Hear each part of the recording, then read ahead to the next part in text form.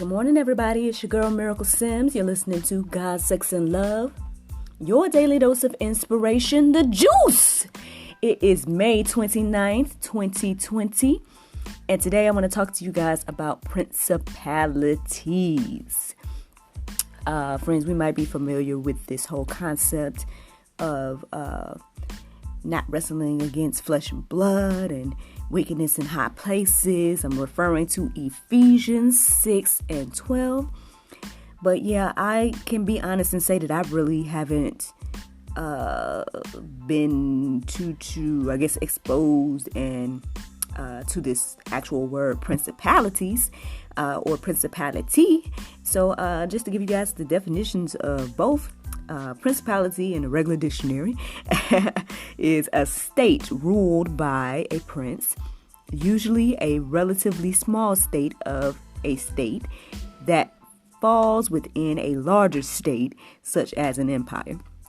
And then a biblical definition of principalities is the position or authority of a prince or chief ruler, sovereignty, supreme ruler. So yeah, I mean, as I started to do a little research for this, for you all this morning, I came across, of course, carm.org, CARM.org. There's several different, blogs and things like that I'm going to be referring to that are on Carm. So the first one is, are there different kinds of angel in the Bible? Are there different kinds of angels in the Bible? That's the first one. And so, yes, the short answer, yes, there are. Some of the different types are seraphim, cherubim, archangels, rulers and powers, and then fallen angels. So basically what I'm going to be referring to today, talking about those rulers and powers and the whole fallen angels. We're going to kind of be discussing those today in regards to this whole principality situation. So basically, it's in the little research I'm finding that that powers and principalities may be a way to describe rank in the angelic realm, but this is a debate. So this is up for debate. It's not something that's set in stone. But basically, general information about angels are that they are created beings. They are ministering spirits, normally invisible,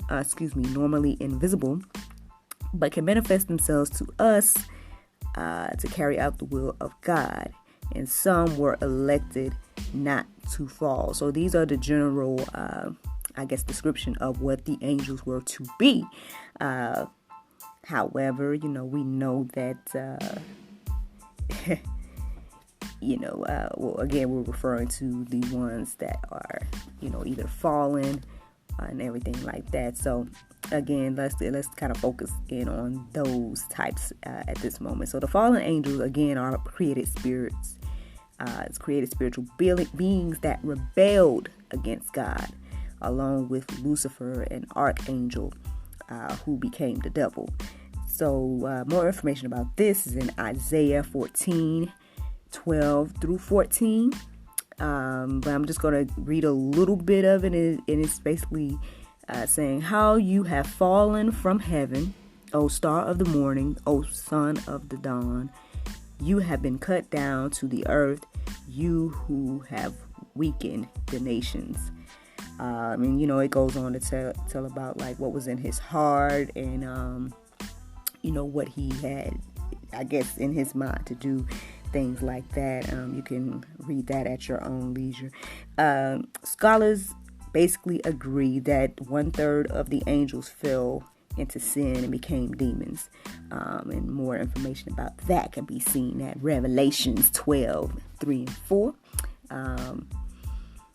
But yeah, so now that we are familiar with these beings and everything like that, yeah. So I guess the question is,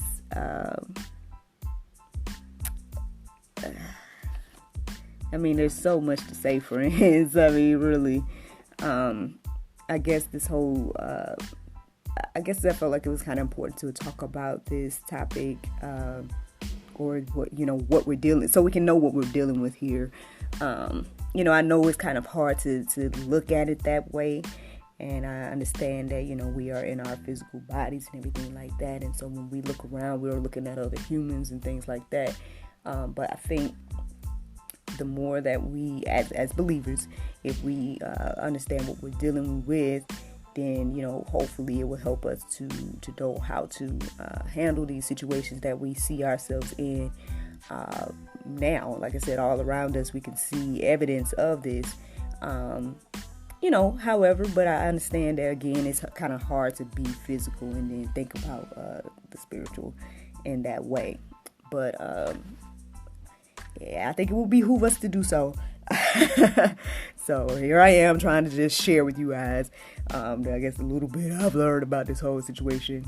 And, I hope that you guys will do your own research and start to look into that yourselves. So I guess I'm bringing all of this up because basically these fallen spirits and these fallen angels, whatever, they can cause what we know, I guess, as demonic oppression. So demonic oppression is basically the work of evil spirits and forces that urge us to sin. They deny God's word, and it makes us feel spiritually dead and to be in bondage to sinful things. This can be experienced in many, many ways, such as physical ailments, spiritual deadness, emotional upheaval, and financial difficulties. Now, I mean, even if I just focus in on the whole emotional upheaval right now, like how many emotions are running high across our land, like not even to mention the whole world. So, I mean, yeah, like that means, but pretty much this is the next, pretty much an explanation of this. Hopefully it gives you guys a deeper understanding of what you're seeing, because that's pretty much wrapping it all up in a nutshell. But the thing is, we got to be careful not to say that every negative thing is a demonic oppression. So we got to just really be able to, I guess, hone in on what is demonic oppression. One thing is we gotta look at, friends, is what will open us up to demonic oppression. So one of those things is past involvement with occult activity. That is something that can open us up to demonic oppression. Also, past involvement with false religions. Again, that can also open you up to demonic oppression. Drug use, pornography, occult meditation techniques, and curses from other people. All of those things can open us up to demonic oppression. I know, even over the past few days, we've been kind of discussing this whole thing, I guess, based on what is going on in the world, and also based on me just being like, Lord, what do you want me to say? And then here we are, So, I guess the thing about that, friends, is like, let's just think about what we're witnessing right now in the world, or here in the U.S. These seeds or curses were planted so many years ago, and here we are. It's just manifesting and overgrowing, like I was saying yesterday, and it's just becoming this wild thing. So we gotta, get a handle on some of this stuff. I mean, I know that it's again, I understand that it's a difficult process and things, but it's possible we can do that, friends. We can come together as believers in Christ and stand on what the Word says, and encourage others that are going through this, and understand that people are going through. Just, I guess, not to automatically just put it all on the people again. Like I said yesterday, again, we do have our choices and things like that. So I guess if you are hearing the sound of my voice and you know that you've been into some occult things and things like that, you can definitely, make some decisions to change some things in your life. And speaking of that, friends, let me just go into basically, yeah, just to get some more information about all of this in general. I don't know where you are spiritually, so I'm just going to share several different trustworthy sources in my book, and that will hopefully help you guys get a handle on this whole idea of this spiritual realm and demonic things and demons and just all of these things. So here you guys go. Get ready to take some notes. Here we go. So if you guys just wanted to get some general information and, this is maybe your first introduction, I would just probably say check out The Bible Project. Yes, The Bible Project. They're on YouTube. I'm sure if you Google The Bible Project, you'll come up with them. Check out their series on spiritual beings. If this is your first time hearing about something like this might be a good reference material for you.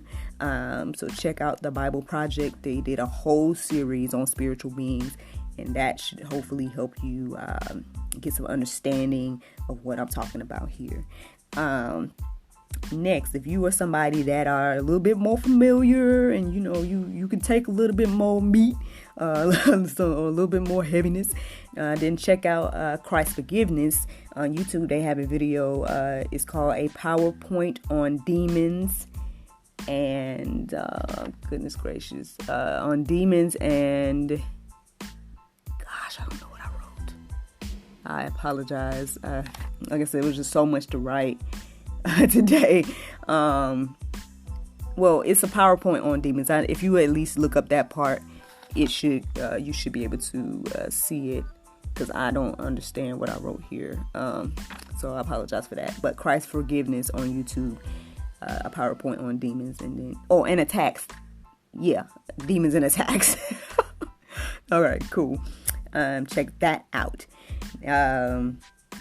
Again, if you're somebody that can take a little bit more information, and you can say you can take more information, I'll put it like that, then check out also David Lynn's commentary on Is This Demon Stuff Real or Fake?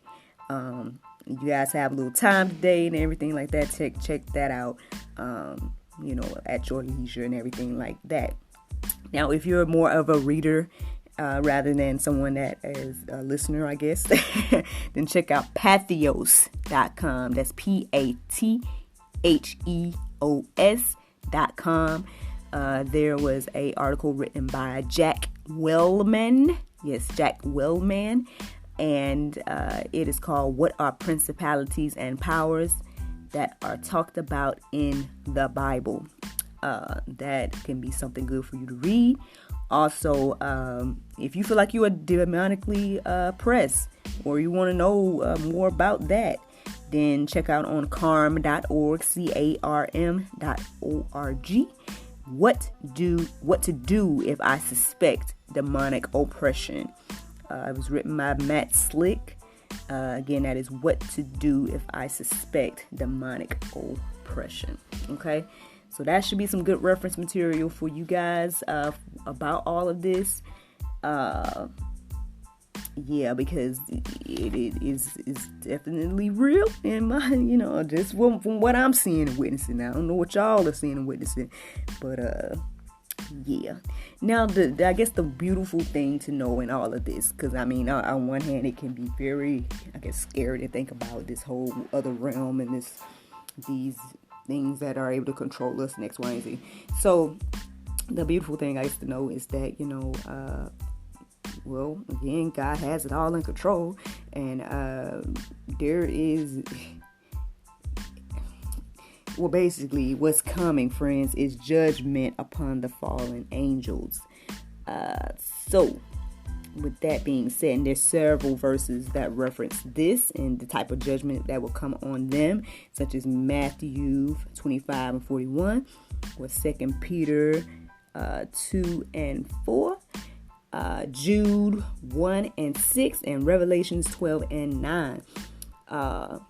And even here in Ephesians 1, you guys can actually read the entire thing on yourself. I'm just going to paraphrase this a bit.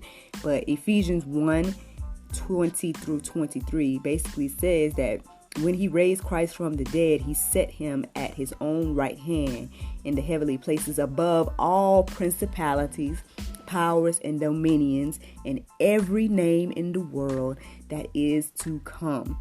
He put all things under his feet and made him the head of the church, which is his body. So, there's no need to fear, friends. God is in control, and Jesus has overcome all of that. So don't worry, friends. Just get familiar and just everything like that. Well, friends, let's get into the Bible verse of today, and that is Isaiah 41:13, and it says, "For I, the Lord thy God, will hold thy right hand, saying unto thee, Fear not, I will help thee." Friends, I hope that you guys enjoyed this juice this morning. Thank you so much for listening to God, Sex, and Love, your daily dose of inspiration, the juice. You guys go forth and have a wonderful, wonderful day. And I look forward to talking to you tomorrow, with the Lord's will. Bye-bye.